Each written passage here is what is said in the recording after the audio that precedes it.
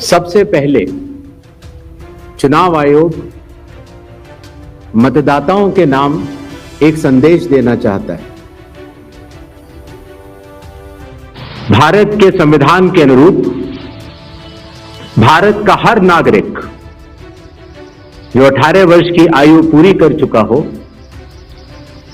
उसे मतदाता अवश्य बनना चाहिए और मतदान भी अवश्य करना चाहिए।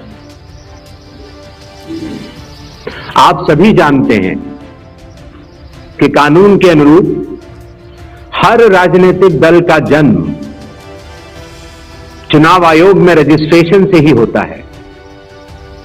तो फिर चुनाव आयोग उन्हीं राजनीतिक दलों में भेदभाव कैसे कर सकता है? चुनाव आयोग के लिए न तो कोई विपक्ष है न तो कोई पक्ष है, सब समकक्ष हैं। चाहे किसी भी राजनीतिक दल का कोई भी हो, चुनाव आयोग अपने संवैधानिक कर्तव्य से पीछे नहीं हटेगा। पिछले 2 दशकों से लगभग सभी राजनीतिक दल मतदाता सूची में त्रुटियों के सुधार के लिए मांग करते रहे हैं और इसी मांग को पूरा करने के लिए ही चुनाव आयोग ने गहन पुनरीक्षण अर्थात स्पेशल इंटेंसिव रिवीजन SIR की शुरुआत बिहार से की है।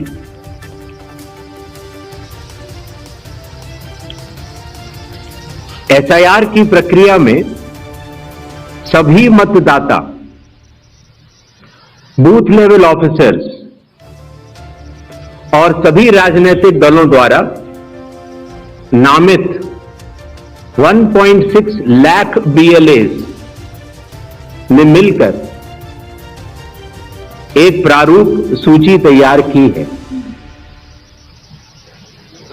इस प्रारूप सूची की एक कॉपी आप सभी लोगों को दी गई है, जिसमें कि हर बूथ में जब यह प्रारूप सूची तैयार की जा रही थी तो सभी राजनीतिक दलों के बूथ लेवल एजेंट्स ने उसे हस्ताक्षर के साथ भी सत्यापित किया है।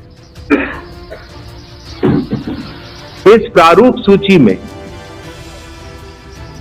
त्रुटियां हटाने के लिए एक बार फिर निर्धारित समय परिधि में सभी मतदाता और राजनीतिक दल मिलकर अपना बहुमूल्य योगदान दे रहे हैं। विगत आंकड़ों के अनुसार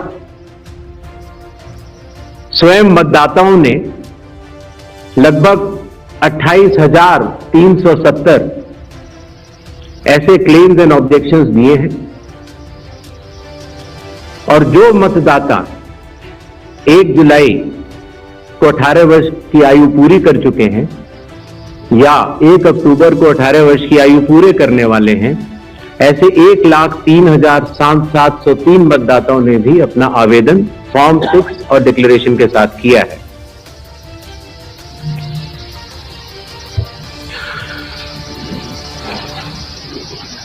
और इन क्लेम्स एंड ऑब्जेक्शंस के लिए, इन त्रुटियों को हटाने के लिए बिहार के SIR में 1 अगस्त से 1 सितंबर का समय निर्धारित है। अभी भी 15 दिन का समय बाकी है। चुनाव आयोग सभी राजनीतिक दलों को उनके द्वारा नामित बूथ लेवल एजेंट्स को, नेशनल लेवल पॉलिटिकल पार्टीज को, स्टेट लेवल पॉलिटिकल पार्टीज को आह्वान करता है कि आने वाले 15 दिनों में जो भी प्रारूप मतदाता सूची उनको दी गई है उसमें अगर कोई भी त्रुटि हो तो उसको प्रिस्क्राइब्ड फॉर्म के तहत जमा करें। चुनाव आयोग के दरवाजे हमेशा सबके लिए समान रूप से खुले हुए हैं। जमीनी स्तर पर सभी मतदाता, सभी राजनीतिक दल और सभी बूथ लेवल ऑफिसर्स मिलकर एक पारदर्शी तरीके से कार्य कर रहे हैं, सत्यापित भी कर रहे हैं, हस्ताक्षर भी कर रहे हैं और वीडियो टेस्टिमोनियल्स भी दे रहे हैं। यह एक गंभीर चिंता का विषय है कि राजनीतिक दलों के जिला अध्यक्षों और उनके द्वारा नामित बीएलएस के ये सत्यापित दस्तावेज, टेस्टिमोनियल्स, उनकी आवाज, उनके स्वयं के राज्य स्तर के या राष्ट्रीय स्तर के नेताओं तक या तो पहुंच नहीं पा रही है और या फिर जमीनी सच को नजरअंदाज करते हुए भ्रम फैलाने की कोशिश की जा रही है। सत्य तो यह है कि कदम से कदम मिलाकर सभी स्टेक होल्डर्स बिहार के एसआईआर को पूर्ण रूप से सफल बनाने के लिए कटिबद्ध हैं, प्रयत्न कर रहे हैं और कठिन परिश्रम कर रहे हैं। जब बिहार के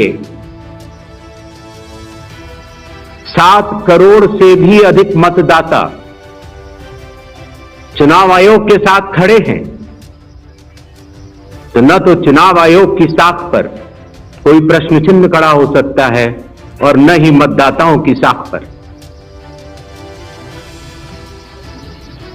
कानून के अनुसार अगर समय रहते मतदाता सूचियों में त्रुटियां साझा न की जाएं, मतदाता द्वारा अपना प्रत्याशी चुनने के 45 डेज के भीतर माननीय उच्च न्यायालय में चुनाव याचिका दायर न की जाए और फिर वोट चोरी जैसे गलत शब्दों का इस्तेमाल करके जनता को गुमराह करने का असफल प्रयास किया जाए, तो यह भारत के संविधान का अपमान नहीं तो और क्या है। जहां तक कि मशीन रीडेबल मतदाता सूची का सवाल है, माननीय सुप्रीम कोर्ट 2019 में ही कह चुका है कि यह मतदाता की निजता का हनन हो सकता है। Voter privacy can be breached. हमने कुछ दिन पहले देखा कि कई मतदाताओं की फोटो उनकी अनुमति के बिना मीडिया के समक्ष रखी गई, उनके ऊपर आरोप लगाए गए, उनका इस्तेमाल किया गया। क्या अपनी माताओं, बहुओं, बेटियों सहित किसी भी मतदाता की सीसीटीवी वीडियो चुनाव आयोग को साझा करनी चाहिए क्या? मतदाता सूची में जिसका नाम होता है वही अपने प्रत्याशी को चयनित करने के लिए वोट डालता है। लोकसभा के चुनाव की प्रक्रिया में 1 करोड़ से भी अधिक कर्मचारी, 10 लाख से भी अधिक बूथ लेवल एजेंट्स, 20 लाख से भी अधिक प्रत्याशियों के पोलिंग एजेंट्स चुनाव के लिए कार्य करते हैं। इतने सारे लोगों के समक्ष इतनी पारदर्शी प्रक्रिया में क्या कोई भी मतदाता वोट की चोरी कर सकता है? कुछ मतदाताओं द्वारा दोहरे मतदान के आरोप लगाए गए, सबूत मांगने पर जवाब नहीं मिला। ऐसे मिथ्या आरोपों से न तो चुनाव आयोग डरता है और न ही कोई मतदाता। जब चुनाव आयोग के कंधे पर बंदूक रखकर भारत के मतदाताओं को निशाना बनाकर राजनीति की जा रही हो, तो आज चुनाव आयोग सबको स्पष्ट करना चाहता है कि चुनाव आयोग निडरता के साथ सभी गरीब, अमीर, बुजुर्ग, महिला, युवा सहित सभी वर्गों और सभी धर्मों के मतदाताओं के साथ बिना किसी भेदभाव के चट्टान की तरह खड़ा था, खड़ा है और खड़ा रहेगा। जय हिंद, जय Bharat.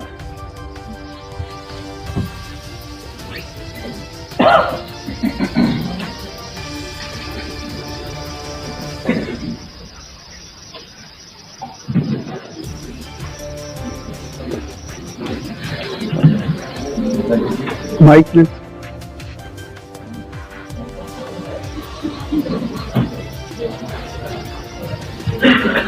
Sir, good evening. I am Prashant from Asianet News. Sir, here. Prashant from Asianet News. As you know, after Rahul Gandhi's press conference, there are many issues coming up from different states, including states like Kerala. Will you initiate an inquiry into all these allegations which are coming from different states? Next, 5 questions. 22.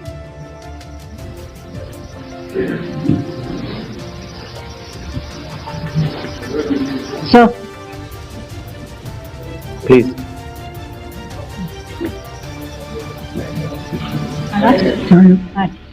Please. Yeah. Go ahead. Yeah. Sir, Aishwarya Paliwal from Ashtak and India Today. Sir, 2 questions. First, sir, a lot of political parties have asked certain questions, but do you think all those questions are actually pointing towards the need for SIR?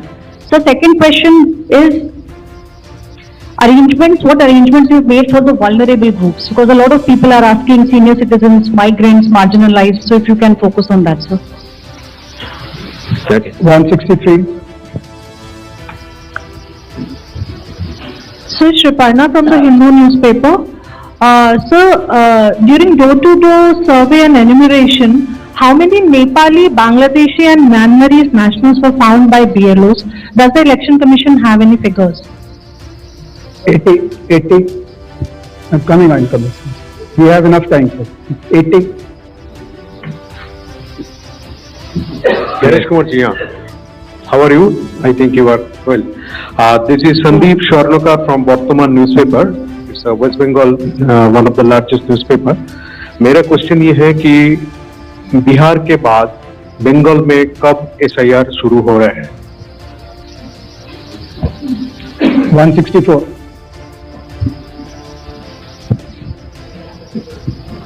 Sir Neeraj हूँ news 18 India से, network 18 से। हमारा सवाल है कि special summary revision सालाना तौर पे होता है हर साल, तो SIR की जरूरत आपको कौन सा मतदाता सूची दोनों प्रक्रिया से अलग मिलेगा, हम ये जानना चाह रहे हैं। और एक सप्लीमेंट्री सवाल है इसी के साथ कि आपने कहा कि कुछ पॉलिटिकल पार्टीज के नेता भ्रम फैलाने की कोशिश कर रहे हैं।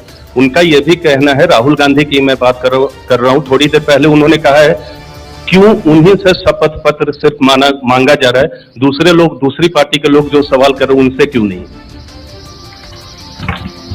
तो इन 5 सवालों को पहले ले लेते हैं।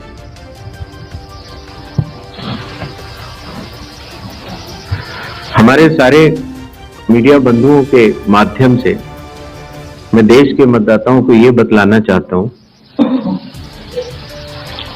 कि जब भी मतदाता सूची का रिवीजन होता है तो उसकी प्रक्रिया वही होती है जो मैंने आपको अभी शुरू में बताई। अर्थात सबसे पहले बूथ लेवल ऑफिसर्स और BLAs, राजनीतिक दलों के BLAs मिलकर एक ड्राफ्ट तैयार करते हैं और उसके बाद सभी राजनीतिक दलों को और उसी असेंबली कॉन्स्टिट्यूएंसी के मतदाताओं को यह अधिकार होता है कि वो उसमें त्रुटियां सुधारने के लिए आवेदन कर सके। आवेदन 3 तरह के हो सकते हैं। या तो किसी का नाम छूट गया हो तो फॉर्म 6 होता है, या किसी का नाम गलत जुड़ गया हो या किसी और को जुड़वाना हो तो फॉर्म 7 होता है, और या कई बार उसमें विवरण गलत हो जाए, आपके नाम की स्पेलिंग गलत हो जाए, फोटो गलत हो जाए, एड्रेस गलत हो जाए तो फॉर्म 8 होता है। तो ये क्लेम्स एंड ऑब्जेक्शंस का जो पीरियड होता है ये बहुत महत्वपूर्ण होता है, और इसमें सभी राजनीतिक दलों की भागीदारी और मतदाताओं की भागीदारी भी आवश्यक होती है। जब ये सारे क्लेम्स एंड ऑब्जेक्शंस आ जाते हैं तो उसके बाद जो उस इलाके का एसडीएम होता है, जिसको कई जगहों पर इलेक्टोरल रजिस्ट्रेशन ऑफिसर भी बोलते हैं, जो कि स्टेट गवर्नमेंट का एक अधिकारी होता है, वो उस पर एक निर्णय लेता है और निर्णय करने के बाद एक अंतिम सूची का प्रकाशन करता है। ये प्रक्रिया में आपके माध्यम से सभी मतदाताओं को बताना चाहता हूं, जिससे कि उन्हें भी सनद रहे कि पूरी प्रक्रिया होती क्या है। तो एक बार जब एसडीएम की तरफ से अंतिम सूची प्रकाशित कर दी जाती है, और याद रहे कि प्रारूप अर्थात ड्राफ्ट सूची भी पॉलिटिकल पार्टी से शेयर की जाती है और अंतिम सूची भी पॉलिटिकल पार्टी से शेयर की जाती है, और आजकल चूंकि तकनीकी का जमाना है तो वेबसाइट पर भी इलेक्शन कमीशन की अवेलेबल होती है। इसके बाद भी अगर कोई भी त्रुटि रह जाए तो उस जिले के डीएम के पास एक अपील होती है, और अगर डीएम से भी उस त्रुटि का समाधान न निकले तो उसके ऊपर उस प्रदेश के चीफ इलेक्टोरल ऑफिसर के पास एक अपील होती है। जो अंतिम सूची प्रकाशित हो जाती है उसके ऊपर हो जाते हैं चुनाव। जब चुनाव होते हैं तो पॉलिटिकल पार्टीज अपने कैंडिडेट्स को खड़ा करती हैं, और उन कैंडिडेट्स को यह सूची एक बार फिर दे दी जाती है कि इस सूची के ऊपर मतदान होगा, और यह सूची मतदान केंद्रवार दी जाती। इस प्रक्रिया के बाद जब चुनावी मतदान होता है तो मतदान केंद्र के अंदर हर प्रत्याशी को यह अधिकार होता है कि वो पोलिंग एजेंट्स को नामित करे, और वही सूची पोलिंग एजेंट्स के पास भी होती है। तो उदाहरण के तौर पर जब हमारा कोई मतदाता जब मतदान करने जाता है तो पोलिंग एजेंट्स देखते हैं, और अगर कोई गलत व्यक्ति जा रहा है या कोई 2 बार जा रहा है तो उसके ऊपर ऑब्जेक्शन भी कर सकते हैं। मतदान प्रक्रिया समाप्त होने के बाद मतगणना होती है, और मतगणना के बाद रिटर्निंग ऑफिसर रिजल्ट्स डिक्लेयर कर देते हैं। यह एक डिसेंट्रलाइज्ड कंस्ट्रक्ट है। संविधान के अनुसार ये पूरी जिम्मेदारी चुनाव आयोग की है, लेकिन लोक प्रतिनिधित्व कानून के तहत चुनाव आयोग के एक छोटा सा 800 लोगों का एक समूह है। तो लोक प्रतिनिधित्व कानून के तहत चीफ इलेक्टोरल ऑफिसर, हर जिले का डिस्ट्रिक्ट कलेक्टर, जिसको डिस्ट्रिक्ट इलेक्टोरल ऑफिसर भी कहा जाता है, हर असेंबली कॉन्स्टिट्यूएंसी का इलेक्टोरल रजिस्ट्रेशन ऑफिसर जो कि एसडीएम भी होता है, बूथ लेवल ऑफिसर्स, ये सभी के सभी सिर्फ इसी काम के लिए चुनाव आयोग के पास डेपुटेशन पर भी रहते हैं, सिर्फ मतदाता सूची और मतदान कराने के लिए। तो जब रिटर्निंग ऑफिसर रिजल्ट डिक्लेयर कर देता है, उसके बाद भी कानून में प्राविधान है कि आप 45 डेज के अंदर आप उच्च न्यायालय जाकर एक चुनावी याचिका दायर कर सकते हैं और चुनाव को चैलेंज कर सकते हैं। जब यह प्रक्रिया 45 दिन समाप्त हो जाते हैं, उसके बाद इस तरह के निराधार आरोप लगाना, चाहे वो केरल हो, चाहे वो कर्नाटक हो, चाहे वो बिहार हो, जब 45 दिन चुनाव के बाद पूर्ण हो चुके हैं और किसी भी दल को, किसी भी कैंडिडेट को कोई भी गलती नजर नहीं आई, तो आज इतने दिनों के बाद इस तरह के निराधार आरोप लगाना, उनका उद्देश्य क्या है, ये सारे मतदाता और देश की जनता पूरा समझती है। जहां तक स्पेशल इंटेंसिव रिवीजन की जरूरत क्यों पड़ी और स्पेशल इंटेंसिव रिवीजन में और नॉर्मल जो रिवीजन हर साल होता है, दोनों में क्या फर्क है, ये बहुत अहम सवाल है। पिछले 20 सालों में हर साल रिवीजन होता रहा और जो एनुअल रिवीजन होता है उसमें साधारण तौर से एब्सेंटी, शिफ्टेड और एक जिसे कहते हैं कि एक रैंडम तरीके से उसका रिवीजन कर लिया जाता है।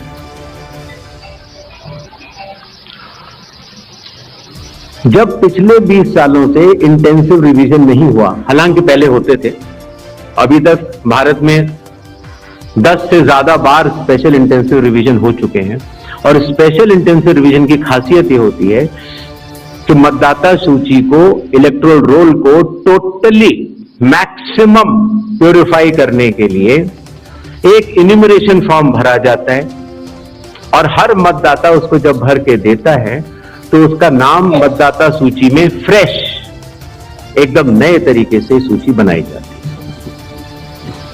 और ये इंटेंसिव रिवीजन इसलिए भी आवश्यक हो गया, एक तो सभी राजनीतिक दलों की लगातार शिकायतें आती जाती हैं कि साहब वहां पर वोट बढ़ गए, वहां पर वोट कट गए, इन लोगों का वोट सही बना, इन लोगों का वोट गलत बना। साथ ही साथ समय के साथ कई लोग जो गांव में रहते थे, जहां पर उनका वोट था, वो शहर में आ गए, उनका वोट गांव में रह गया और जब वो शहर में आए तो वोट कटवाने की प्रक्रिया की भी अपनी कानूनी जटिलताएं, तो उनका वोट गांव में भी रह गया, शहर में भी हो गया।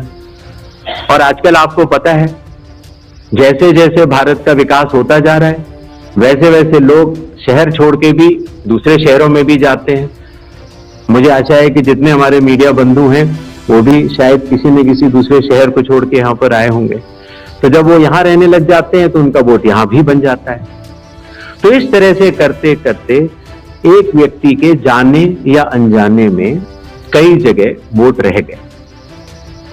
तो मतदाता सूची को शुद्ध करने के लिए इन्यूमरेशन फॉर्म एकमात्र रास्ता रह जाता है, क्योंकि मैं आपको एक उदाहरण भी देता हूं। जैसे मान लीजिए श्रीपर्णा चक्रवर्ती जी हैं, उनका पहला वोट था श्रीपर्णा चक्रवर्ती के नाम से, दूसरा वोट जब वो दूसरी बार उन्होंने भरा तो उन्होंने भर दिया एस चक्रवर्ती। पिताजी का नाम मुझे पता नहीं है, माफ करें, लेकिन ए बी चक्रवर्ती भरा। अगली जगह जब उन्होंने भरा तो उन्होंने कहा कि नहीं, अखिल बी चक्रवर्ती। तो यह असंभव हो जाता है जानना कि ये दो व्यक्ति एक है कि नहीं। तो एक ही तरीका है कि उसके लिए इन्यूमरेशन फॉर्म जारी किए जाएं और एक व्यक्ति एक बार में एक ही इन्यूमरेशन फॉर्म भरेगा, जिससे कि मतदाता सूची का शुद्धिकरण भी होगा। अगर उनका नाम गलत लिख गया है तो वो भी वो सही कर सकते हैं, अगर उनकी फोटो ठीक नहीं है तो वो भी सही कर सकते हैं, अगर उनका पता ठीक नहीं है, माता पिता का नाम ठीक नहीं है तो वो भी ठीक कर सकते हैं। तो ये रही SIR की आवश्यकता। SIR में डोर टू डोर जाना पड़ता है। बूथ लेवल ऑफिसर हमारे बिहार के लगभग 90,000 booth level officers 7 crore 89 lakh लोगों के घर घर जाकर उन्होंने एक एक व्यक्ति को इन्यूमरेशन फॉर्म दिया। जो लोग मृत पाए गए या जो लोग घर पे नहीं थे, जिन्होंने पड़ोसियों ने कहा या उनके घर वालों ने कहा कि ये परमानेंटली शिफ्ट हो गए हैं, या जिन लोगों ने कहा कि नहीं साहब मैं तो पहले ही दूसरी जगह इन्यूमरेशन फॉर्म भर चुका हूं, अर्थात उसका नाम 2 जगह था, ऐसे लोगों के फॉर्म वापस नहीं मिले और 7 करोड़ 24 लाख फॉर्म वापस मिले 30 दिन के अंदर।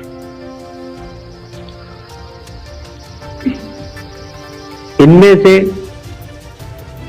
एक सवाल यह था कि कितने नेपालीज हैं और कितने बांग्लादेशी। पहली बात तो मैं स्पष्ट कर देना चाहता हूं कि भारत के संविधान के अनुसार सिर्फ भारत का नागरिक ही MLA और MP का चुनाव कर सकता है। किसी और कोई अधिकार, किसी और देश के नागरिक कोई अधिकार प्राप्त नहीं है। अगर ऐसे लोगों ने इन्यूमरेशन फॉर्म भरा है तो एसआईआर की प्रक्रिया में अपनी पात्रता सिद्ध करने के लिए कुछ दस्तावेज भी मांगे गए, जिनकी गहन जांच 30 सितंबर तक होनी। और ऐसे केस में जो ऐसे लोग हैं जो कि हमारे देश के नहीं हैं, गहन जांच के दौरान वो पाए जाएंगे और निश्चित तौर से उनका वोट नहीं बनेगा। जहां तक वेस्ट बंगाल के एसआईआर की तारीख की बात है, हम तीनों कमिश्नर्स एक उचित समय देखकर उसका निर्णय लेंगे कि कब वेस्ट बंगाल में होना है या देश के अन्य राज्यों में कब होना है। उसकी तारीखों का ऐलान आने वाले समय में उचित समय पर किया जाएगा। एक और सवाल था कि जब इतनी पारदर्शी प्रक्रिया है तो फिर भ्रम फैलाने वाली कोशिश पर आप कुछ लोगों से ये कह रहे हैं कि फॉर्म 7 दे दें और कुछ लोगों से कह रहे हैं कि आप शपथ पत्र दें। इसका जवाब ये है, लोक प्रतिनिधित्व कानून में जो सबके लिए बराबर है, मेरे लिए भी है, आपके लिए भी है और किसी भी सांसद के लिए भी है और किसी भी एमएलए जी के लिए भी है। अगर आप उसी निर्वाचन क्षेत्र के निर्वाचक हैं तो आपको समय रहते शिकायत करने का पूरा मौका है। आप फॉर्म 6 भर सकते हैं, फॉर्म 7 भर सकते हैं, फॉर्म 8 भर सकते हैं। आपके राजनीतिक दल के बूथ लेवल एजेंट्स को भी यह अधिकार प्राप्त होता है कि वो एक शपथ देकर 10-10 फॉर्म भी बूथ लेवल ऑफिसर्स को दे सकते हैं, बशर्ते आप उस विधानसभा क्षेत्र के निर्वाचक हो। लेकिन अगर आप उस विधानसभा क्षेत्र के निर्वाचक नहीं हैं, उस कॉन्स्टिट्यूएंसी के आप इलेक्टर नहीं हैं, और अगर आप अपनी शिकायत को आगे बढ़ाना चाहते हैं, एक विषय होता है शिकायत करना, एक होता है उसके ऊपर भ्रम फैलाना और एक होता है उसके ऊपर चुनाव आयोग पर आरोप लगाना। तो ग्रेडेड रिस्पांस के तहत अगर आप उस क्षेत्र के निर्वाचक नहीं हैं तो आपके पास एकमात्र कानून में विकल्प है और वो है रजिस्ट्रेशन ऑफ इलेक्टर रूल्स, रूल संख्या 20, sub clause 3, sub clause B, जो ये कहता है कि अगर आप निर्वाचक नहीं हैं उस विधानसभा क्षेत्र के तो आप एक विटनेस के तौर पर अपनी शिकायत दर्ज करा सकते हैं और इलेक्टोरल रजिस्ट्रेशन ऑफिसर को आपको एक ओथ देनी होगी और वो ओथ जिस व्यक्ति के खिलाफ आपने शिकायत की है उसके सामने एडमिनिस्टर करानी होगी। ये कानून शायद इस सदन में बैठे सभी लोगों के जन्म के पूर्व का बना हुआ है और सबके लिए बराबरी तौर से लागू है। आशा है इन 5 सवालों को मैंने जवाब दे दिया होगा। आगे बढ़े। 4. I'm coming. Hi, sir. Please, I'll come to you, no problem. Hi, sir. Brinda from Hindustan Times. हाँ, yes. So first question is that initially when the draft electoral rolls were uploaded on the website, these were machine readable and searchable as well. The size was smaller, the pictures were clearer. But soon after Rahul Gandhi's press conference, the rolls were updated and they were changed into non-machine readable, non-searchable, low quality pictures. So was that because a lot of searches were being conducted in these roles? And secondly, why is the dual epic ID issue there in Bihar, despite the commission saying back in May that, we have resolved it across the country? 76. Sir मैं मुकेश कौशिकपुर दैनिक भास्कर से। Sir आपने देखा होगा कि Rahul Gandhi leader of opposition ने central Bengaluru की constituency की तहकीकात की और ढेर सारे आरोप लगाए। उनका कहना था कि फेक सस्पिशियस वोटर बन रहे हैं, मैनिपुलेटेड हैं, मास एडिशन हुए हैं। इसके 2-3 दिन बाद ही बीजेपी के पावरफुल लीडर अनुराग ठाकुर जी ने प्रेस कॉन्फ्रेंस की और उन्होंने कहा कि उनके पास कंक्रीट प्रूफ है कि कंक्रीट प्रूफ इस बात की कि lakhs of suspicious voters, duplicate voters, fake addresses, age manipulation, mass addition have been found in Wayanad, Raebareli and other constituencies.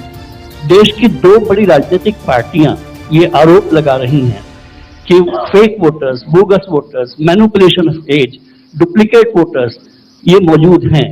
तो आप कितना सहमत हैं और इन आरोपों के आप क्या जांच कोई कराएंगे?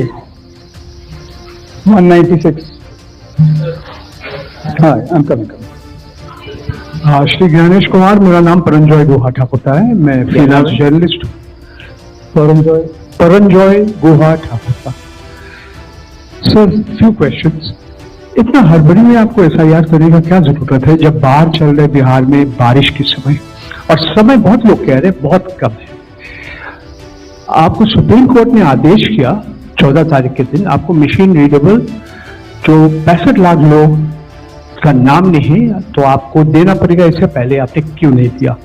आखिरी सवाल है कि महाराष्ट्र में जो 40 लाख नया वोटर आए हैं और लोग कह रहे हैं कि पहला बार महाराष्ट्र के इतिहास में, भारतवर्ष के इतिहास में वोटर ज्यादा और 18 साल उम्र के लोग कम, और 5 बजे के बाद बहुत लोग वोट दिया।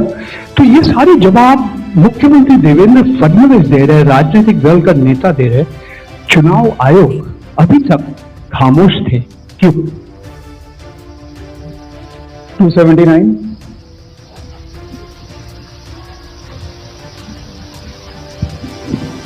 सर, मैं पीयूष पांडे हूँ, TV9 भारतवर्ष से। मेरा सवाल ये है कि AI और डीप फेक जैसे तकनीकी खतरे भी मंडरा रहे हैं, राजनीतिक दल उसका प्रयोग भी कर रहे हैं। क्या चुनाव आयोग के पास इस पर शिकंजा कसने के लिए कोई कानूनी प्रावधान है और क्या इसको लेकर के कोई कदम उठाया जा रहा है? दूसरा एक सवाल मेरा ये है कि सुप्रीम कोर्ट ने जब आदेश दिया तब चुनाव आयोग 65 लाख हटाए गए वोटरों की सूची जारी करने की दिशा में काम कर रहा है। क्यों राजनीतिक दलों के कहने पर पहले ऐसा नहीं किया गया? 147. We'll start the next round. Sir मैं गौरव श्रीवास्तव, टाइम्स नाउ भारत से। मेरा सवाल ये है सर कि चूंकि हम लोग चुनाव आयोग भी देखते हैं, सुप्रीम कोर्ट में सुनवाई भी देखते हैं, बार बार ये सवाल उठा, और जिस बात को आप कह रहे हैं कि भारत का संविधान कहता है कि भारत का नागरिक ही वोट डाल सकता है, लेकिन भारत के नागरिक ही वोट डाले और चुनाव आयोग नागरिकता तय करे के बीच की जो एक पतली सी रेखा है उसको लेकर जो कानूनी लड़ाई है वो कैसे सुलझने वाली है? और दूसरा ये कि जो ये बार बार विवाद आता है कि वोटर लिस्ट जो है वो सर्चेबल हो, फिर उसमें एक जैसे कई नाम है, क्या ऐसी कोई प्रक्रिया या आधार को लेकर जो चर्चा है कि अगर आधार से लिंक कर दिया जाए सिर्फ इस मकसद से कि एक व्यक्ति के पास दूसरा वोटर ID कार्ड न बनने पाए जब तक कि डेटाबेस में ऐसी जानकारी हो, इसके लिए आयोग क्या कदम उठा रहा है? तो इन 5 अपने जर्नलिस्ट का मैं जवाब देता हूं।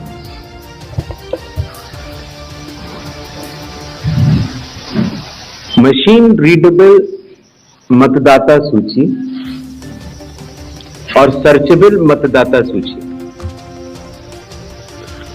दोनों में हमें अंतर समझना होगा। जो चुनाव आयोग की वेबसाइट में मतदाता सूची होती है उसमें आप एपिक नंबर डाल के सर्च कर सकते हैं, डाउनलोड भी कर सकते हैं। इसको मशीन रीडेबल नहीं कहा जाता। मशीन रीडेबल के ऊपर मैंने आपको शुरुआती उसमें बताया था कि 2019 में माननीय सुप्रीम कोर्ट ने भी इस विषय का गहन अध्ययन किया और ये पाया कि मशीन रीडेबल इलेक्टोरल रोल देने से वोटर की प्राइवेसी का हनन हो सकता है। इसलिए मशीन रीडेबल एक अलग चीज है। जो मशीन रीडेबल का अर्थ ये होता है कि आप उस इलेक्टोरल रोल को पढ़ भी सकते हैं। उसमें अगर आपके पास कंप्यूटर पे वो लिस्ट सूची आ गई तो आप ये फोटो उठा के दूसरी जगह भी डाल सकते हैं। अगर आपने एक व्यक्ति की फोटो दूसरी जगह डाल दी और पलट दी तो वो व्यक्ति वोट ही नहीं कर पाएगा, क्योंकि जब वो वोट करने जाएगा तो उसका चेहरा नहीं मिलेगा। तो मशीन रीडेबल एक अलग चीज है, मशीन रीडेबल वर्जित है। तो उसको आप, और ये चुनाव आयोग का अकेला फैसला नहीं है, ये चुनाव आयोग का फैसला माननीय सुप्रीम कोर्ट के जजमेंट के बाद है और 2019 से है। तो मशीन रीडेबल अलग चीज हो गई और एक लिस्ट को सर्च करना वो एक अलग विषय हो गया। जब आप एक लिस्ट को सर्च करते हैं तो उसमें एक सवाल यह आया था कि डुप्लीकेट एपिक की समस्या चुनाव आयोग ने जब पहले सॉल्व कर ली तो इस तरह के डुप्लीकेट एपिक दोबारा कैसे आए। डुप्लीकेट एपिक दो तरीके से हो सकते हैं। एक कि एक व्यक्ति जो वेस्ट बंगाल में है वो व्यक्ति अलग है, उसका एक एपिक नंबर है, और एक व्यक्ति जो हरियाणा में है उसका एपिक नंबर भी वही, अर्थात एपिक नंबर 1 व्यक्ति 2। जब ये सवाल उठा लगभग मार्च 2025, जब हम लोगों ने उसके ऊपर चर्चा की और उसको हम लोगों ने पूरे देश भर में सुलझाया, लगभग ऐसे 3 लाख लोग मिले जिनकी एपिक संख्या 1 थी, तो उनकी एपिक संख्या बदल दी गई, जिससे एक ही एपिक से 2 लोग ना हो, एक ही नंबर के 2 लोग ना हो। दूसरी तरह की डुप्लीकेसी ऐसे आती है जब एक ही व्यक्ति का एक से ज्यादा जगह मतदाता सूची में नाम हो और उसका एपिक नंबर अलग हो, अर्थात व्यक्ति 1 एपिक अनेक। पहली वाली स्थिति ये थी एपिक 1 व्यक्ति अनेक। तो एपिक 1 व्यक्ति अनेक की समस्या तो चुनाव आयोग ने पहले सुलझा ली, लेकिन जब ये विषय आया कि एक ही व्यक्ति और उसके कई एपिक्स हैं, तो कुछ केसेस में जब शिकायत आई तो हम लोगों ने तहकीकात की तो ये समझ में आया कि जो व्यक्ति, जैसे मैंने आपको बताया था कि अगर वो गांव में रहता था तो वहां उसका एक जगह नाम था, फिर वो शहर में आया, फिर वो वहां से चलते चलते दिल्ली या बंबई पहुंच गया और उसने अपना पुराना नाम डिलीट नहीं कराया। पहले ये संभव नहीं। 2003 से पहले नाम अगर आपको पुरानी जगह से कटवाना है तो कोई वेबसाइट नहीं थी इलेक्शन कमीशन की जिसमें एक ही जगह सारा डेटा हो, हर स्टेट। तो अगर आप पटना से चल के दिल्ली आ चुके हैं और आप पटना का वोट कटवाना चाह रहे थे तो आप एक पत्र लिख सकते हैं। अब उस पत्र के ऊपर कार्रवाई हुई, आपने सही जगह भेजा, नहीं भेजा और आपका वहां वोट नहीं कटा, आप दिल्ली आ चुके, आपका यहां नया मतदाता सूची में नाम आ गया, आपके पास एक नया एपिक नंबर है। तो 2003 से पहले चूंकि तकनीकी सुविधा अवेलेबल नहीं थी तो इस तरह के बहुत लोग जो माइग्रेट कर करके अलग अलग जगह गए, उनके नाम कई जगह आ गए। फिर एक ये सवाल उठा कि फिर उसको आज की तारीख में तो वेबसाइट है, कंप्यूटर है, उसको आप सेलेक्ट करके हटा सकते हैं। लेकिन वही मैं बात आपको बताना चाह रहा था, चुनाव आयोग मतदाताओं के साथ चट्टान की तरह खड़ा होता है। अगर किसी के कहने से मैं आपका वोट काट, या किसी के कहने से मैं ये मानूं कि पीयूष जी के नाम के, अगर आपको अंदाजा न हो तो अगर पीयूष जी के नाम को अगर आप 100 करोड़ में सर्च करेंगे तो आपको हजारों लोग मिलेंगे। अब कौन से पीयूष जी का नाम काटा जाए, कौन से पीयूष जी 2 हैं ये? तो अगर इसको जल्दीबाजी में किया जाएगा तो किसी भी मतदाता का नाम गलत कट सकता है, आपकी जगह किसी और का कट जाए। इसलिए शायद पिछले 20 सालों में टेक्नोलॉजी तो थी, लेकिन टेक्नोलॉजी का उपयोग करके किसी का मतदाता सूची से नाम काटा जाए, ये गलत होगा और इसीलिए चुनाव आयोग ने ऐसा नहीं किया। और इसकी या तो व्यक्ति खुद कर सकता है तो कोई आपत्ति नहीं है, और या फिर स्पेशल इंटेंसिव रिवीजन के जरिए जब ये न्यूमरेशन फॉर्म बनेगा तो पीयूष पांडे जी के पास ही फॉर्म पहुंचेगा। अगर उनके पास दूसरा फॉर्म पहुंच जाएगा तो एक ही पे दस्तखत करेंगे और डुप्लीकेट वोट की समस्या का निदान हो जाएगा। एसआईआर में हड़बड़ी क्यों? यह भी एक भ्रम फैलाया जाता है।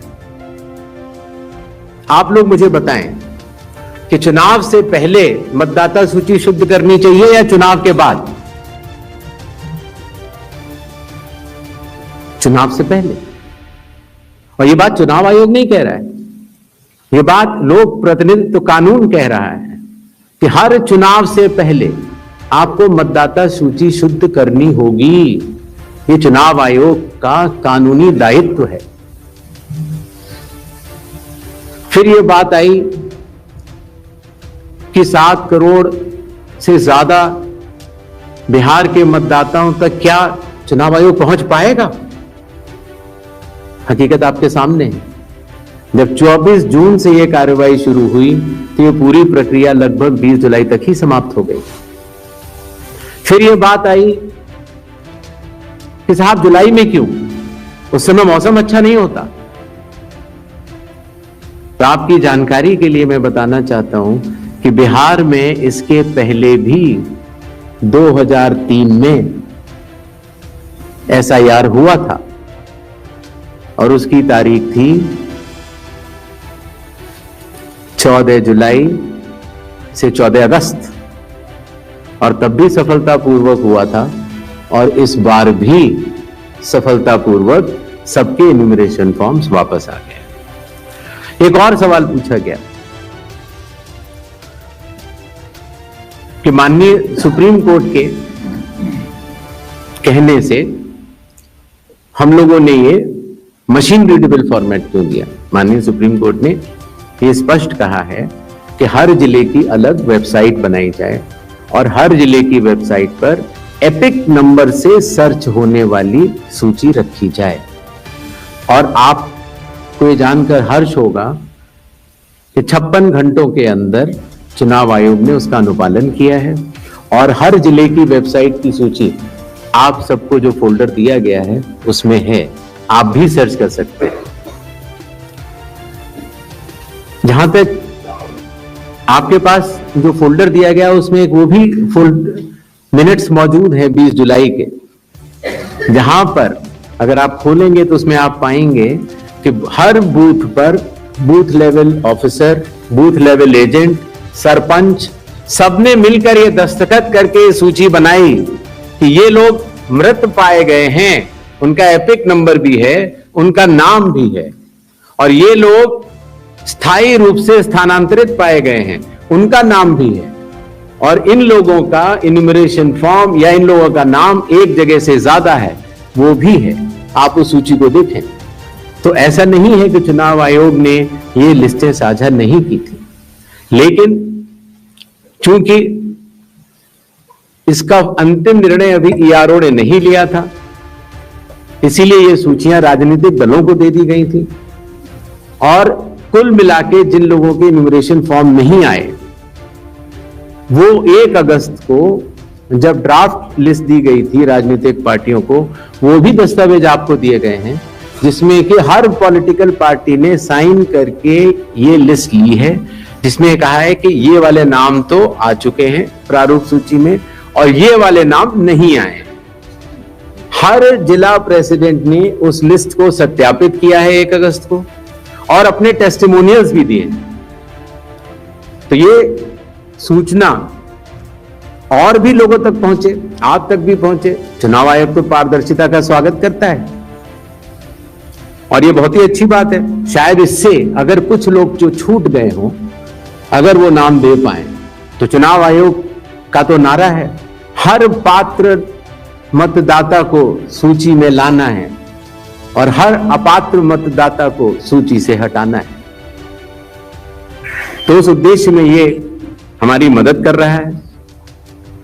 एआई और डीप फेक हमारे लिए वास्तव में चुनौती है। अभी कल किसी एक ट्विटर हैंडल पर एक एआई जनरेटेड वीडियो थी जो कि सत्य से परे, लेकिन इस तरह की चुनौतियों का सामना करने के लिए चुनाव आयोग तो भरसक प्रयास करेगा, लेकिन कानून के दायरे में ही रहकर कर सकता है।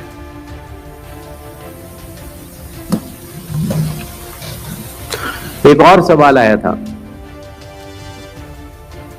कि आखिर चुनाव आयोग पात्रता की जांच क्यों कर रहा है। संविधान के अनुच्छेद 326 में हर मतदाता की पात्रता स्पष्ट रूप से लिखी गई है और वो पात्रता ये कहती है कि मतदाता सूची में नाम आने के लिए सिर्फ भारत के नागरिक और 18 वर्ष की आयु पूरे कर चुके व्यक्ति ही पात्र हैं। रेजिडेंसी लॉज भी हैं जो कि अलग कानून में बनते हैं, जो कि ऑर्डिनरी रेजिडेंट हैं, या कोई व्यक्ति जो संविधान या किसी कानून के अनुरूप उसको वर्जित किया गया है चुनाव लड़ने के लिए, उनका नाम नहीं आ सकता। तो आर्टिकल 326 जो कि चैप्टर इलेक्शंस के अंदर आता है, जो कि हम यहां पर आपके समक्ष बैठे चुनाव आयोग की एक संवैधानिक जिम्मेदारी है, हम उसको निभाने के लिए पात्रता की जांच कर रहे हैं। नेक्स्ट 187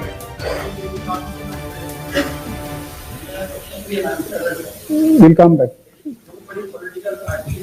उसका जवाब मैं दे चुका हूं, शायद आपने, मैं दोबारा बता देता हूं। ग्रेडेड रिस्पांस होता है चुनाव आयोग का। अगर आप किसी भी विधानसभा के निर्वाचक हैं और समय रहते हुए अगर आप त्रुटियां बताते हैं तो आपको फॉर्म 7 भरना होता है। अगर आप किसी भी विधानसभा के निर्वाचक हैं और समय परिधि के बाद अगर गलतियां बतलाते हैं तो उसको सिर्फ एक राजनीतिक स्टेटमेंट माना जाता है। अगर समय के बाद आप त्रुटियां बतलाते हैं और मतदाताओं और चुनाव आयोग पर चोरी का आरोप लगाते हैं तो इन तीनों की ग्रेडिंग में फर्क है। और इसीलिए मैं सभी से यह निवेदन करूंगा कि अगर आप निर्वाचक नहीं हैं और अगर आपको शिकायत करनी है चुनाव आयोग के समक्ष, तो आपके पास, मेरे पास, किसी भी सांसद के पास, किसी भी एमएलए के पास और आपके पास भी सिर्फ एक ही विकल्प है, और वो विकल्प है registration of इलेक्टर rules, rule 20 sub clause 3 sub clause B, जिसमें कि आपको इलेक्टोरल रजिस्ट्रेशन ऑफिसर के सामने जिस भी कारण से आप बता रहे हैं कि ये गलत है, आप वो एविडेंस प्रोड्यूस करेंगे और आप शपथ लेंगे और आप इस बात को बताएंगे। आगे 187 ज्ञानेश सर, अंकित गुप्ता एबीपी न्यूज से।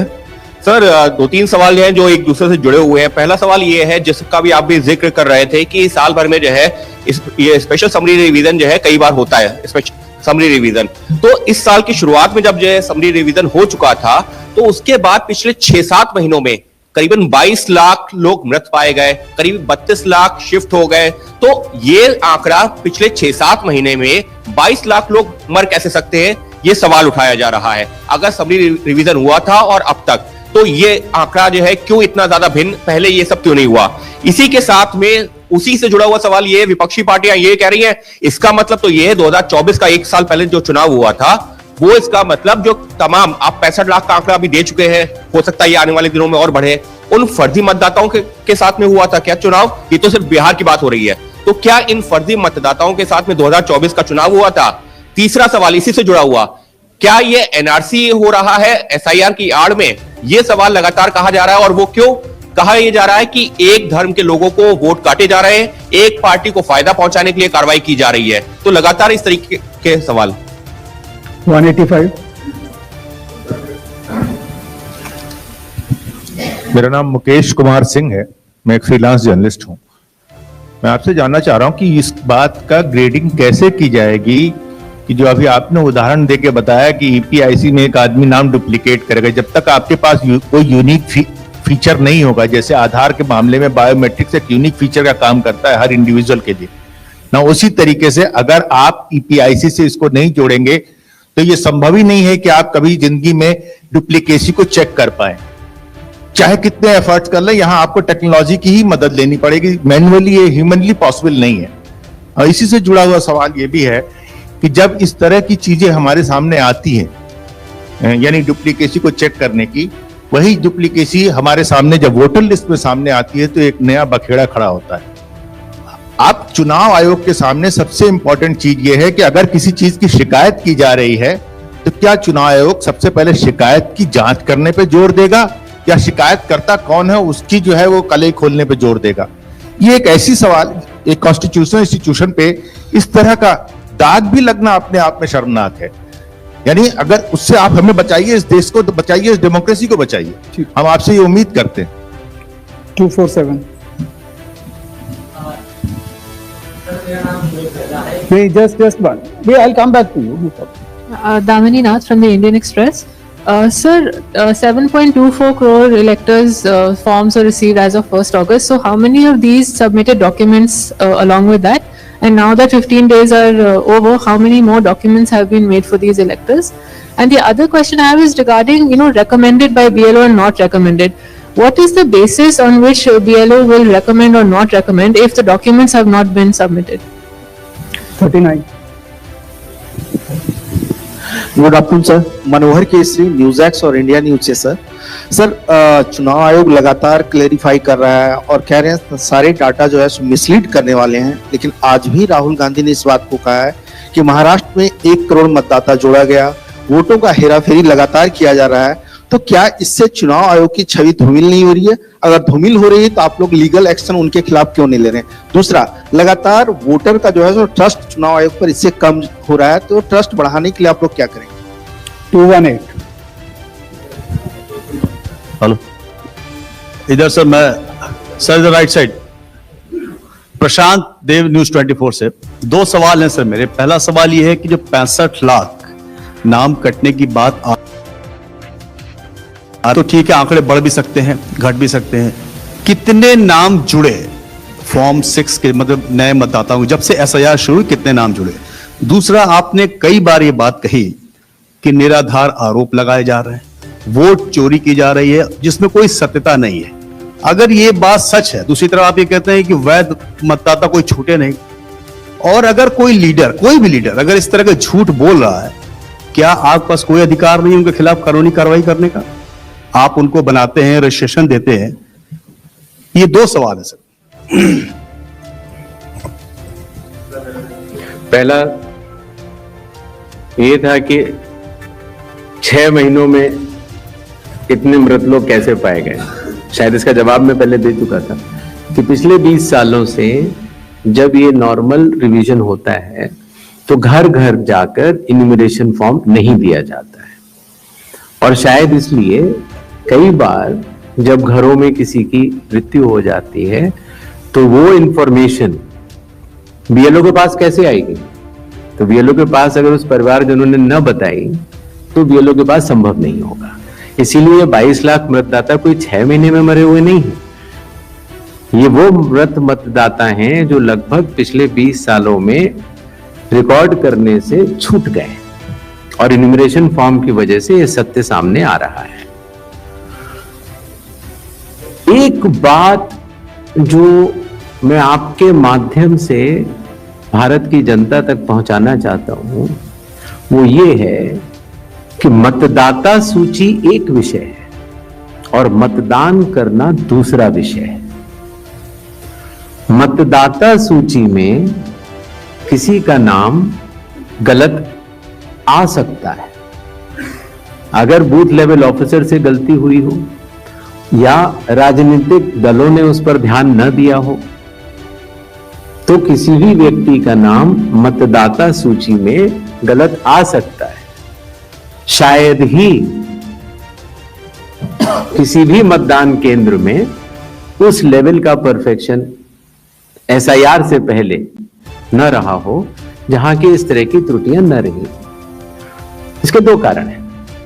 एक तो हमारे बूथ लेवल ऑफिसर्स की जो ट्रेनिंग अब हम लोगों ने दिल्ली में शुरू की है, और उसके साथ साथ उनके दायित्व को उनको समझाना। तो आपको अंदाज होगा कि कितने बूथ लेवल ऑफिसर्स हैं इस देश में, 10.5 लाख।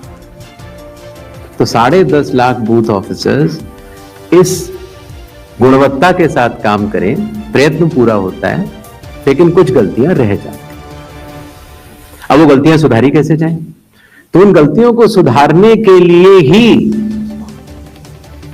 चुनाव आयोग ने जिन जिन राजनीतिक दलों को मान्यता दी है, उन दलों को ही यह अधिकार दिया है कि आपके जिला अध्यक्ष बूथ लेवल एजेंट्स को नामित कर सकते हैं, और वो उनको सूची भी दी जाएगी और वो उसको शुद्ध भी कर सकते हैं। बूथ लेवल एजेंट्स भी उसी बूथ में रहने वाला व्यक्ति होता है। तो ये हमारी एक साझा जिम्मेदारी है, मतदाता की, बूथ लेवल ऑफिसर अर्थात चुनाव आयोग के पास जो डेपुटेशन पर अधिकारी है उसकी, और राजनीतिक दलों की। तो मतदाता सूची को शुद्ध करना, जिस पर हम आगे अब एसआईआर के साथ बढ़ रहे हैं, तो साझी जिम्मेदारी है।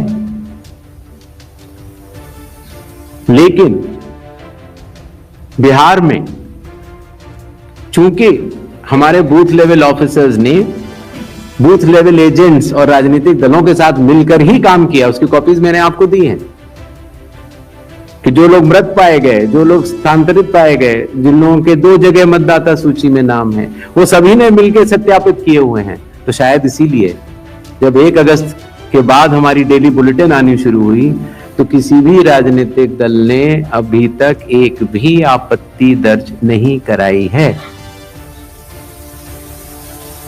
तो क्या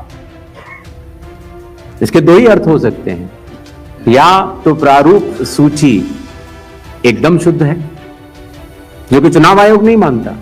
चुनाव आयोग कह रहा है कि 1 सितंबर तक हम समय देते हैं, इसमें त्रुटियां हो सकती हैं, आइए सब लोग आइए इसको शुद्ध करते हैं। 15 दिन अभी बाकी। 1 सितंबर के बाद अगर उसी तरह के आरोप लगने शुरू हुए तो जिम्मेदार कौन? हर मान्यता प्राप्त दल को अभी भी 15 दिन बाकी हैं। अगर आपको अंदाज हो तो 1.5 लाख से ज्यादा बूथ लेवल एजेंट्स हैं। बूथ लेवल ऑफिसर तो सिर्फ जब हम लोगों ने किया था तो 77,000 थे, उसके आधे थे। हम लोगों ने यह काम 20 दिन में समाप्त कर दिया था। तो मतदाता सूची का गहन परीक्षण, एक एक नाम के आगे मैं निवेदन करना चाहता हूं, आपके जरिए आह्वान करना चाहता हूं कि सभी 12 राजनीतिक दल, चाहे वो राष्ट्रीय पार्टी के हों, चाहे वो स्टेट पार्टीज के हों, अभी भी समय रहते 1 सितंबर से पहले इसमें गलतियां बताएं। चुनाव आयोग सुधारने के लिए तैयार है, लेकिन 1 सितंबर के बाद नहीं, क्योंकि उसके बाद वही दौर शुरू हो जाता है कि मतदाता सूची एक अलग चीज होती है और मतदान अलग चीज होती है। मतदान में जब कोई वोटर वोट करने जाता है और वो बटन दबाता है तो एक ही बार दबा सकता है। मतदाता सूची में अगर 2 जगह नाम हो तो वोट चोरी कैसे? नहीं हो सकती। वोट तो एक मतदाता एक ही बार डाल सकता है, और इसीलिए हमने कहा था कि चूंकि इस तरह की पीपीटीज बनाई जाएं जिसमें कि चुनाव आयोग के डेटा को गलत तरीके से एनालाइज किया जाए और उसके जरिए यह कहा जाए कि चूंकि मतदाता सूची में ये नाम है इसीलिए मतदान गलत हुआ। मतदाता सूची और मतदान 2 अलग विषय हैं, और इन दोनों को अलग अलग ही देखा जाता है। दोनों के कानून भी अलग हैं। मतदाता सूची का कानून है लोक प्रतिनिधित्व कानून 1950, और मतदान करने का कानून है लोक प्रतिनिधित्व कानून 1951। दोनों के नियम अलग हैं, दोनों के लोग अलग हैं, और दोनों चीजों को जुड़ा के ऐसा भ्रम फैलाना कि अगर मतदाता सूची में कोई ऐसी चीज है, जैसे एक विषय आया था, किसी ने कहा कि साहब हाउस नंबर 0 है, 80,000 लोगों के हाउस नंबर 0 हैं, इसीलिए वो फर्जी है। अगले दिन कई सारे मतदाता खड़े हो गए, उन्होंने कहा नहीं साहब हम तो यहां रहते हैं। तो आपके थ्रू मैं जनता को बताना चाहता हूं कि हर पंचायत और हर म्यूनिसिपैलिटी में जरूरी नहीं है कि आपका घर होते हुए भी उसको घर का नंबर दिया गया। तो चुनाव आयोग जो कि एक एक मतदाता को ढूंढ कर उसका वोट डलवाता है, आपको पता है अरुणाचल प्रदेश का एक गांव है मालेगांव, जहां सिर्फ एक मतदाता बहन के लिए पूरा चुनाव आयोग 2 दिन तक ट्रैकिंग करके जाता है और उनका वोट लेके आता है। वही चुनाव आयोग जो गिर फॉरेस्ट के पीछे एक महंत हैं, उनके लिए 1.5 दिन की ट्रैकिंग करने जाता है, पूरा वोट बूथ बनाता है और वोट लेके आता है। उस कर्मठता से, और आज से नहीं 75 सालों से, उस विरासत से, कर्मठता से कार्य करने वाले चुनाव आयोग के ऊपर अगर निराधार आरोप आप मतदाता सूची और मतदान को मिला के और जनता के सामने अगर ये कहें कि चोरी हो रही है, तो ये गलत बात है। जनता सब समझती है। किसी व्यक्ति के अगर 2 जगह वोट भी हो तो भी वो एक ही जगह वोट करने जाता है। 2 जगह वोट करना कानूनी अपराध है। और अगर कोई भी व्यक्ति ऐसा कहता है तो सबूत तो चाहिए। सबूत मांगा था, मिला नहीं। इसी तरीके से जिन लोगों के पास घर नहीं होता, आप लोग भाग्यवान हैं, कई लोगों के पास घर नहीं होता लेकिन उसका नाम भी मतदाता सूची में होता है। और उसका पता क्या दिया जाता है? उसका पता वो जगह दी जाती है जहां वो व्यक्ति रात को सोने आता है, कई बार सड़क के किनारे, कई बार पुल के नीचे, या कई बार लैंप पोस्ट के किनारे। और फिर अगर ये कहा जाए कि वो फर्जी मतदाता है, ये हमारे गरीब मतदाताओं, बहनों, भाइयों और बुजुर्गों के साथ एक बहुत बड़ा खिलवाड़ है। 0 नंबर। आपको पता है इस देश में करोड़ों लोगों के घरों के पते के आगे 0 नंबर है। क्यों? क्योंकि पंचायत, म्यूनिसिपैलिटी, जिस घर में वो रहते हैं, उन्होंने उनका नंबर नहीं दिया। शहरों में अनऑथराइज्ड कॉलोनीज हैं जहां उनको नंबर नहीं है, तो वो अपने फॉर्म में क्या पता भरें? तो चुनाव आयोग के निर्देश कहते हैं अगर ऐसा कोई भी मतदाता इस देश में है, चुनाव आयोग उसके साथ खड़ा है और उसको नोशनल नंबर देगा। और चूंकि कंप्यूटर में जब उसको भरते हैं तो वो 0 दिखता है। इसका अर्थ ये नहीं है कि वो मतदाता नहीं। मतदाता बनने की शर्तों में आपका पता इतना अनिवार्य नहीं है जितनी कि आपकी नागरिकता और आपके 18 वर्ष की आयु पूरा होना, और जितना कि आप उस बूथ के आजू बाजू में रहते हैं। इन अनिवार्यताओं के तहत ही आपका वोट बनता है।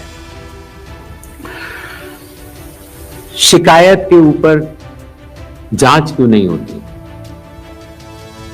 इस सवाल का जवाब भी देना बनता है।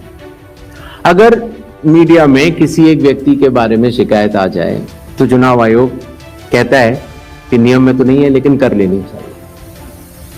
तो सीईओ को बोलता है, या सीईओ कई बार चीफ इलेक्टोरल ऑफिसर स्वतः संज्ञान ले लेते हैं, डीएम स्वतः संज्ञान ले लेते हैं और जांच कर लेते हैं। लेकिन अगर आरोप 1.5 लाख मतदाताओं का हो तो क्या बिना किसी सबूत के, बिना किसी हलफनामे के 1.5 लाख मतदाताओं को नोटिस जारी कर दिया जाए?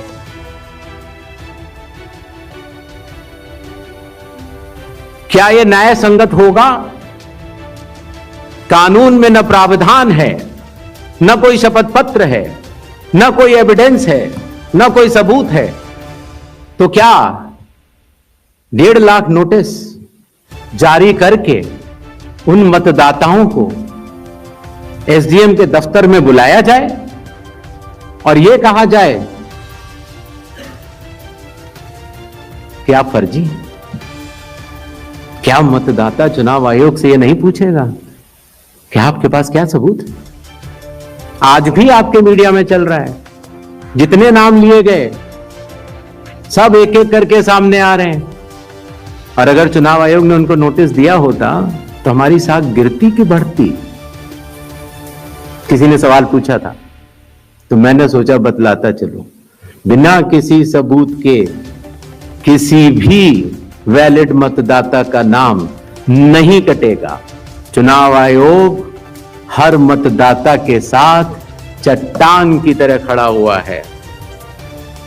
अगर कोई सोचता है कि एक पीपीटी देकर, जो कि चुनाव आयोग के आंकड़े नहीं हैं, चुनाव आयोग ने मतदाता सूची जरूर दी है, लेकिन पीपीटी में गलत तरीके से एनालाइज करना, गलत आंकड़े देना और यह कहना कि पोलिंग ऑफिसर ने कहा है कि इस महिला ने 2 बार वोट दिया है, इतने संगीन विषयों पर बिना हलफनामे के चुनाव आयोग को काम नहीं करना चाहिए। यह संविधान और कानून दोनों से विरुद्ध में होगा। और यह भी मैं आपको बतलाना चाहता हूं कि यह सवाल जो आया था ट्रस्ट, मैंने आपको पहले भी कहा था कि जहां तक मतदाताओं की बात है, हिंदुस्तान में 60% से ज्यादा वोटिंग होती है। जो दुनिया के बड़े बड़े जनतंत्र जिसके लिए सोच सकते हैं, दुनिया का सबसे बड़ा जनतंत्र है भारत। दुनिया का सबसे बड़ी मतदाता सूची हमारे पास है, लगभग 90 करोड़ से 100 करोड़ के बीच में। सबसे बड़ी मतदाता सूची, सबसे बड़े चुनाव कर्मियों की फौज, सबसे ज्यादा मतदान करने वाले लोगों की संख्या, और इन सब के समक्ष, सारे मीडिया के समक्ष यह कहना कि अगर मतदाता सूची में आपका नाम एक बार और है तो आपने 2 बार मतदान किया होगा और कानूनी अपराध किया होगा, और मेरे सारे मतदाताओं को अपराधी बनाना और चुनाव आयोग शांत रहे, संभव नहीं। हलफनामा देना होगा या देश से माफी मांगनी होगी, तीसरा विकल्प नहीं है। आपके माध्यम से मैं यह भी कहना चाहता हूं, अगर 7 दिन में हलफनामा नहीं मिला तो इसका अर्थ ये सारे आरोप निराधार हैं और हमारे मतदाताओं को यह कहना कि वो फर्जी हैं, इसके ऊपर जो भी इस बात को बोल रहा है उसको माफी मांगनी चाहिए। महाराष्ट्र में वोटर लिस्ट बढ़ी, समय रहते जब ड्राफ्ट सूची थी तो दावे और आपत्ति क्यों नहीं जमा कराए गए? जब रिजल्ट निकल आया तब याद आया कि यह गलत था, और एक भी मतदाता का नाम सबूत सहित आज तक चीफ इलेक्टोरल ऑफिसर महाराष्ट्र को नहीं मिला। चुनाव हुए 8 महीने हो गए। महाराष्ट्र में क्यों नहीं उच्चतम न्यायालय में चुनावी याचिका दायर की गई? फिर एक बात यह कही गई कि आखिरी घंटे में इतना मतदान कैसे? चुनाव आयोग ने जवाब दिया था और आप सबने लिखा भी था। Thakur was not asked. So again, no clarity. When asked about Rohingyas and how